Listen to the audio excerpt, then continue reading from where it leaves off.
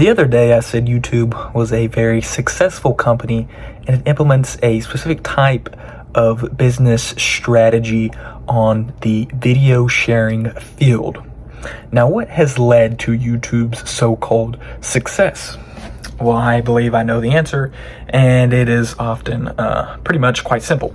So the answer is that during the time of monopoly regulation, so during Taft's and President Roosevelt administration, which were both administrations known for cracking down on monopolies, they passed laws such as the Sherman Antitrust Act. Now, unbeknownst to you, the Sherman Antitrust Act does actually prohibit the monopolies. So according to this, monopolies in general as a concept should not exist. But here where the problem arises. The internet was made after the fact. Well, you could still argue, well, it still shouldn't be monopolies because they should prohibit monopolies forever. But the problem with the internet is that the internet is inside of another product. So what do I mean by this?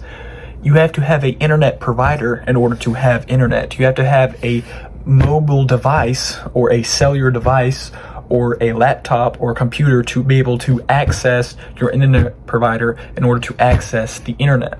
So what happened here is often just a very good symbol is Russian dolls. You have one thing facing outward, then you have obviously your internet your internet access, so your laptop or computer. So obviously your Sherman Antitrust Act is going to make sure that the computers or the mobile cellular devices don't have monopolies. So you have like obviously your Verizons and AT&Ts and stuff like that. You don't have monopolies there, right? And then you have your internet services.